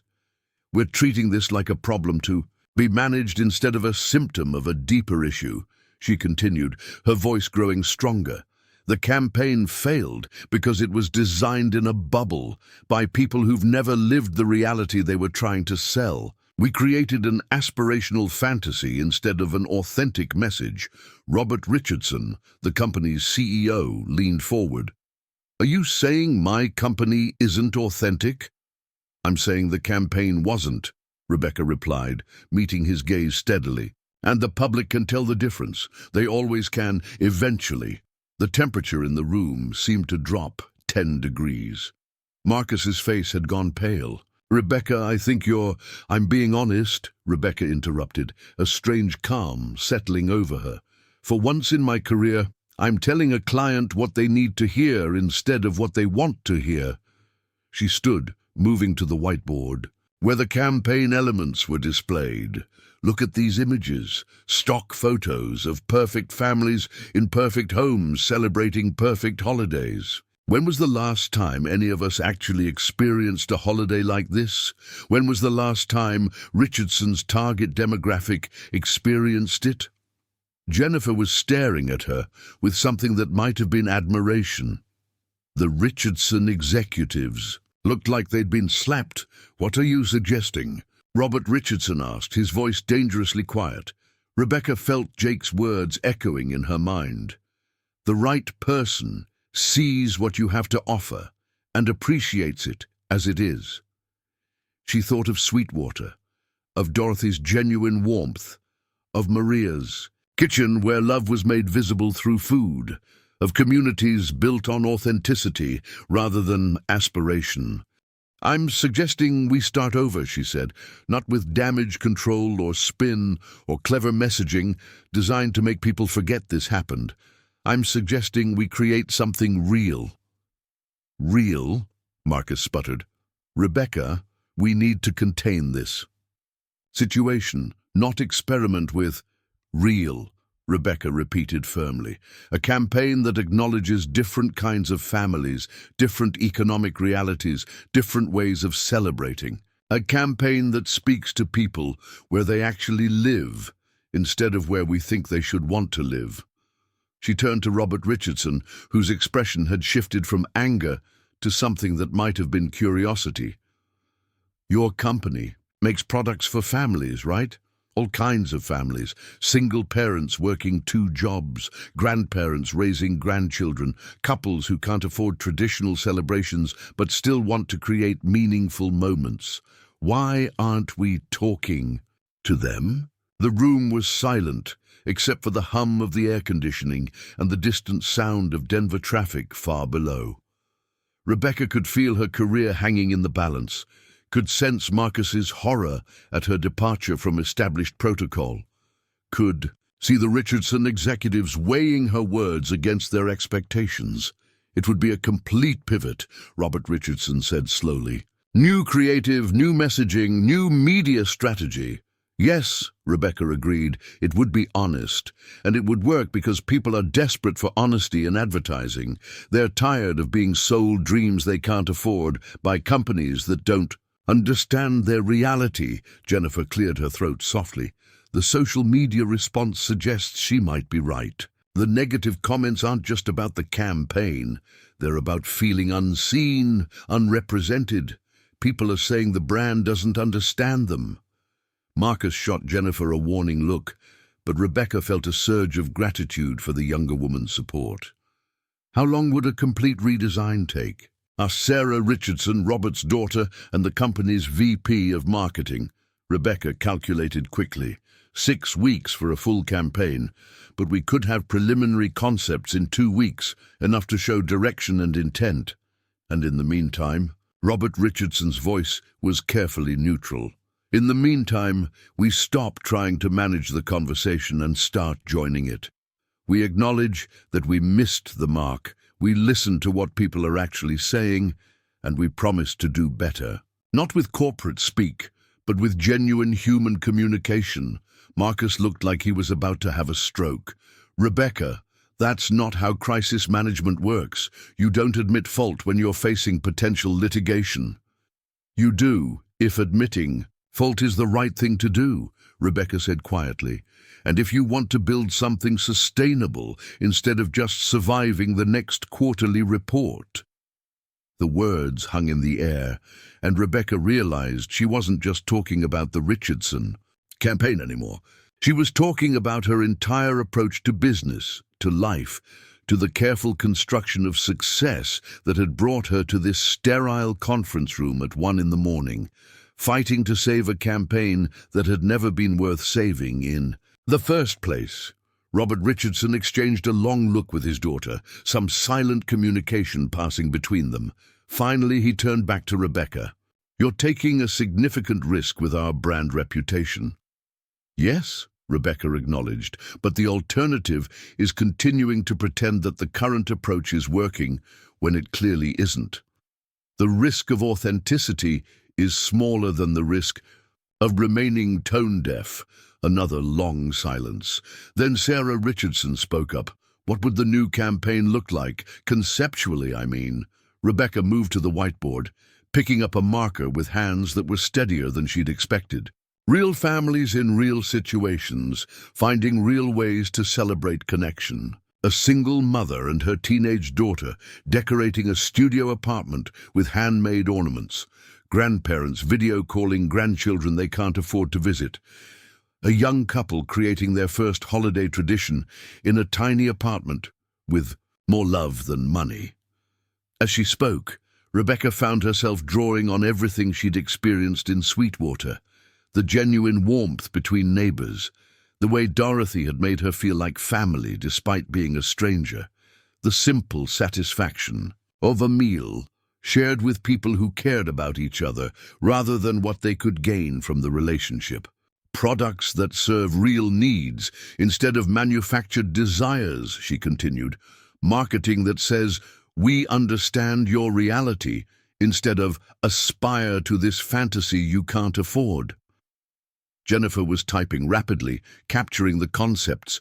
Even Marcus had stopped pacing, his expression shifting from horror to something that might have been intrigue.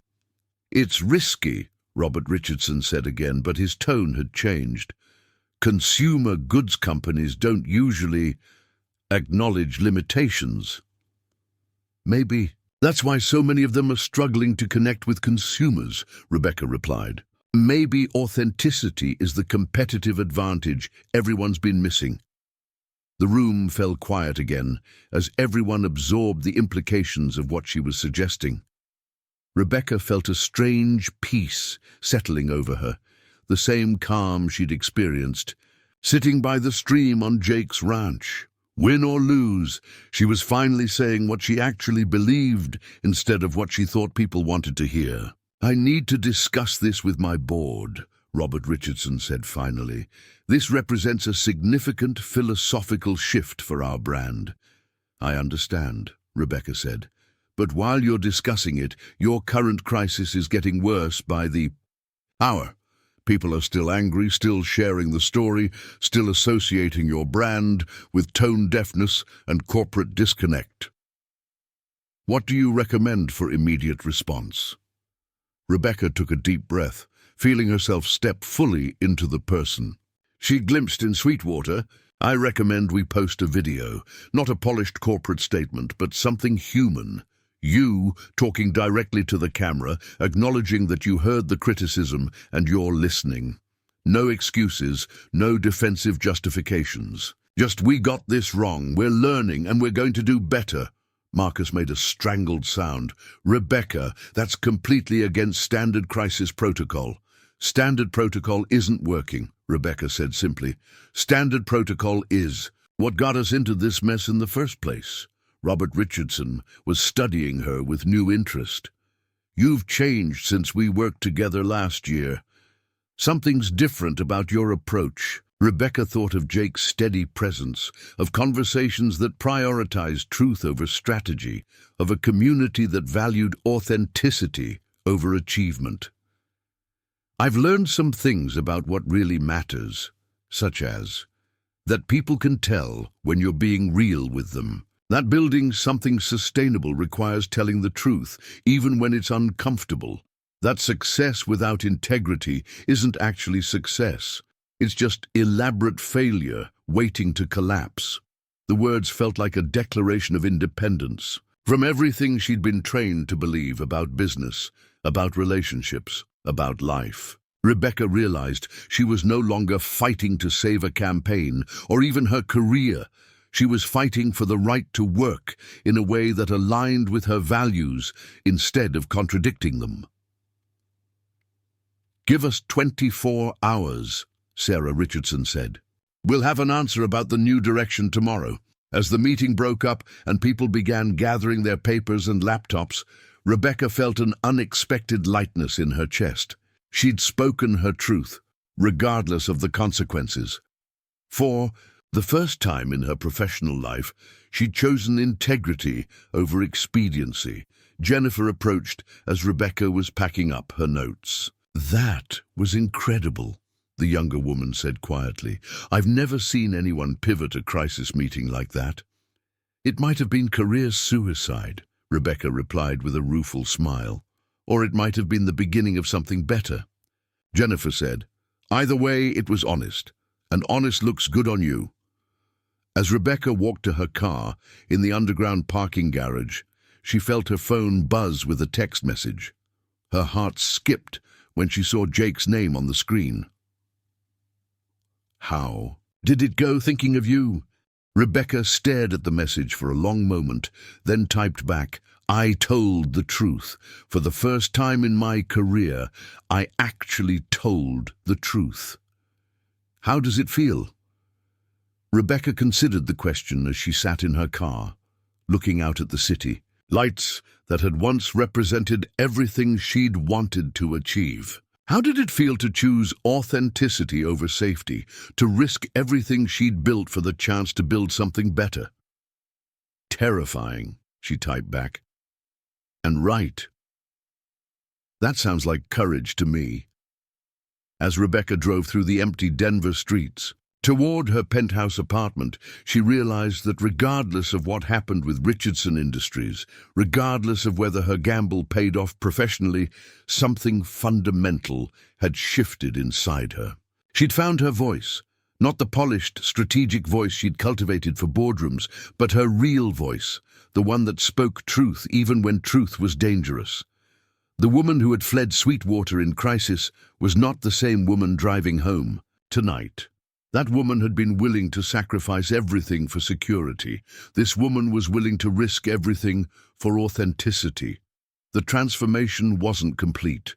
There were still choices to be made, consequences to face, a life to rebuild on more honest foundations. But for the first time in her adult life, Rebecca Hayes knew who she was, when she wasn't trying to be what everyone else expected, and that knowledge, regardless of what came next, felt like coming home to herself at last. 6 weeks later, Rebecca sat in her penthouse apartment, surrounded by moving boxes, watching the sun set over Denver for what might be the last time from these windows. The Richardson Industries campaign had been a phenomenal success.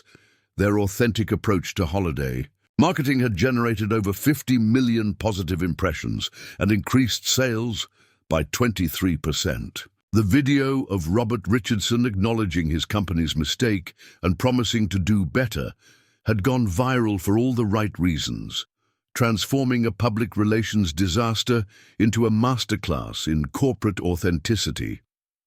The campaign's success had brought Morrison and Associates more business than they could handle, with companies across the country requesting the Hayes approach to marketing. Rebecca's inbox was flooded with job offers, speaking engagements, and interview requests. By every professional metric she'd ever used to measure her worth, she was at the pinnacle of her career. So why did she feel like she was suffocating? Her phone rang, interrupting her brooding. Jennifer Walsh's name appeared on the screen. "Hey," Rebecca answered, grateful for the distraction. "Are you really doing this?" Jennifer's voice carried a mixture of admiration and concern. "Please tell me you're not having second thoughts." Rebecca looked around at her pristine apartment.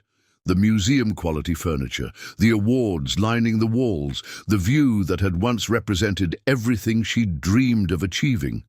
No second thoughts, just processing. Processing the fact that you're walking away from the most successful period of your career to move to a town most people have never heard of. When Jennifer put it that way, it did sound insane. Rebecca had shocked everyone, including herself, when she'd submitted her resignation letter 3 weeks earlier. Marcus had offered her a partnership, a corner office, a salary increase that would have made her one of the highest-paid marketing executives in Denver. The board of directors had called an emergency meeting to try to convince her to stay.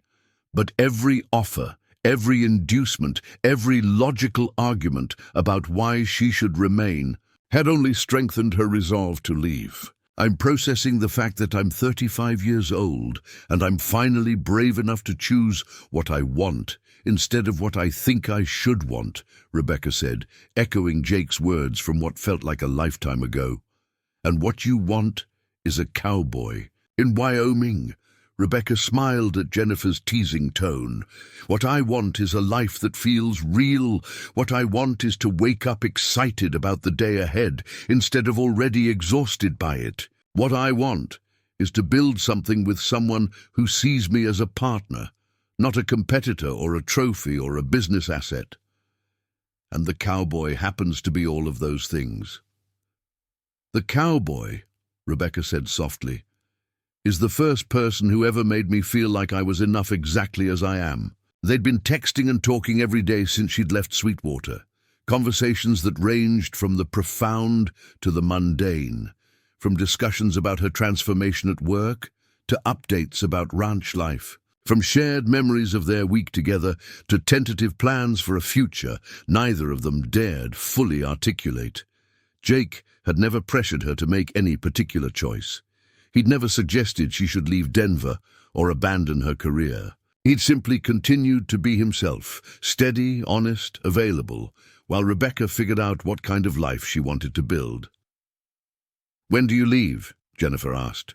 "Tomorrow morning. I'm driving this time. I want to see the landscape change gradually, instead of just appearing in Wyoming like I'm stepping through a portal." "And you're sure Jake knows you're coming?" Rebecca's stomach fluttered with nerves. "He knows I'm coming to visit. He doesn't know I'm coming to stay." "Rebecca Hayes, are you telling me you're about to surprise a cowboy with the news that you're moving across 3 states to be with him, without knowing how he feels about that?" "When you put it like that, it sounds completely insane." "It sounds completely romantic," Jennifer corrected. "Terrifying, but romantic. What if he's not ready for that kind of commitment?" It was a fair question, one that had kept Rebecca awake for the past several nights. What if Jake's feelings had changed during their weeks apart? What if the connection they'd shared had been more about her temporary escape from reality than genuine compatibility? What if she was about to upend her entire life for a man who saw her as a pleasant interlude rather than a potential partner? "Then I'll deal with that when it happens," Rebecca said, surprised by the certainty in her own voice. "But I can't live the rest of my life wondering, what if? I spent 35 years playing it safe, and all it got me was a successful, empty life. I'd rather risk everything for the chance at something real than continue pretending that professional achievement is enough." After Jennifer hung up, Rebecca walked through her apartment one final time, taking inventory of a life she was about to leave behind. The awards and accolades that had once seemed so important now felt like artifacts from someone else's existence. The furniture that had cost more than most people's cars now seemed cold and impersonal. The view that had once represented freedom now felt like looking at life through glass, beautiful but untouchable. She paused at her desk, where a framed photo sat next to her laptop. A picture Dorothy had taken of her and Jake outside the inn on her last morning in Sweetwater. In the photo, Rebecca looked happier than she'd ever seen herself look, her hair slightly mussed from the Wyoming wind, her smile genuine and unguarded. Jake stood beside her with his arm around her waist, both of them squinting slightly in the morning sun, and the image captured something Rebecca had never achieved in any professional headshot, the look of someone who was exactly where she belonged. That photo had been her anchor during the past 6 weeks, a reminder of what authentic happiness felt like when she was tempted to settle for familiar success. The drive to Wyoming took 12 hours, through landscapes that gradually shifted from urban sprawl to rolling plains to the dramatic mountains that sheltered Sweetwater Valley. Rebecca had made the journey with nothing but a few suitcases, her laptop, and a growing sense of nervous excitement that felt entirely different from any emotion she'd experienced in a boardroom. She'd sold most of her furniture, donated her professional wardrobe to a non-profit that helped women entering the workforce, and transferred the rest of her belongings to a storage unit she might never visit again. The liquidation of her Denver life had been surprisingly easy. Most of what she'd accumulated over the years had been possessions rather than belongings, objects that represented status rather than meaning. As she drove through Sweetwater's main street in the late afternoon light, Rebecca felt a profound sense of homecoming. The town looked exactly as she remembered. The same hand-painted signs, the same flower boxes, the same sense of community that radiated from every porch and storefront. But she looked at it with different eyes now, not as a tourist escaping her real life, but as someone choosing to make this place her real life. She checked into the Sweetwater Inn, where Dorothy greeted her with a knowing smile and a hug that felt like coming home. "Well, well," Dorothy said, studying Rebecca's face with satisfaction. "You look different, settled somehow." "I feel different," Rebecca admitted. "Dorothy, can I ask you something?" "Of course, honey. How did you know? When you moved here from Portland, how did you know you were making the right choice?" Dorothy's smile was warm with memory. "I didn't. Moving here was the scariest thing I'd ever done. I was leaving a good job, a social circle, everything familiar. But you know what I realized? Being scared of the right thing feels different from being scared of the wrong thing. When you're scared of the wrong thing, it feels like dread. When you're scared of the right thing, it feels like anticipation." Rebecca nodded, recognizing the distinction. The fear she'd felt about moving to Sweetwater was the butterflies in stomach kind, the excitement mixed with terror of standing at the edge of a new adventure. The fear she'd felt about staying in Denver had been the heavy, suffocating kind that came from contemplating a future that felt like a prison sentence. "Where are you planning to stay?" Dorothy asked, as she handed Rebecca the familiar room key. "I don't know yet. I was hoping to talk to Jake first, to figure out where I fit in his life, if I fit at all." "Oh, honey," Dorothy laughed. "You fit. That man has been walking around here for 6 weeks, like someone who lost his favorite hat. Tom Martinez told me Jake's been working himself to exhaustion, just to avoid sitting still long enough to think. And Mrs. Whitfield says he's been at the library every week, which is not normal behavior for a man who usually gets his reading material from agricultural journals." "What's he been reading?" "Romance novels," Dorothy said with a grin. "Mrs. Whitfield thinks he's trying to understand something about love that ranch life didn't teach him." The image of Jake Sullivan carefully reading romance novels in the Sweetwater library was so endearing that Rebecca felt her heart squeeze with affection and hope. That evening, Rebecca drove out to Jake's ranch with her stomach full of butterflies and her head full of doubts. The familiar sight of white fences and rolling pastures calmed her nerves slightly, But as she turned into the gravel driveway, she realized she had no idea what she was going to say. "Hi, Jake. Remember me? I quit my job and moved here because I think I'm in love with you," seemed both accurate and completely inadequate. She parked near the barn and sat in her car for a moment, gathering courage. Through the kitchen window, she could see warm light and the silhouette of someone moving around inside. Her heart hammered against her ribs as she walked to the front door, each step carrying her farther from the life she'd known and closer to the life she hoped to build. She knocked softly, and the sound of footsteps approached. When the door opened, Jake stood there in jeans and a flannel shirt, his hair slightly mussed, as if he'd been running his hands through it. His expression shifted from surprise to something that might have been hope to something that was definitely joy. "Rebecca." Her name on his lips sounded like a prayer answered. "Hi," she said, suddenly shy. "I hope you don't mind me just showing up like this." "Mind?" Jake stepped back, gesturing her inside. "I've been hoping you'd show up like this for 6 weeks." The farmhouse wrapped around her like a hug, smelling of wood smoke and something delicious simmering on the stove. Everything was exactly as she remembered. Comfortable furniture that invited lounging, family photos that spoke of love and continuity, windows that framed the kind of views that made city vistas seem claustrophobic. "You look—" Jake paused, studying her face. "You look like yourself." "I feel like myself," Rebecca said. "Finally."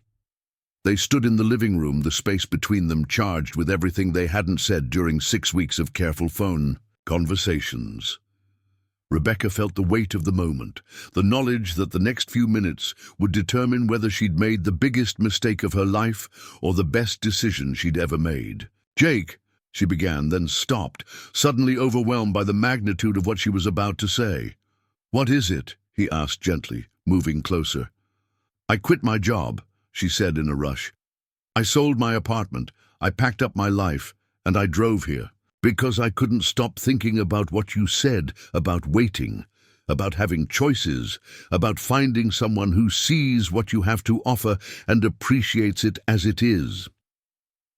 Jake's expression was carefully neutral, but she saw his hands clench, slightly at his sides. "What are you saying, Rebecca?" "I'm saying I choose you," she said, her voice growing stronger with each word.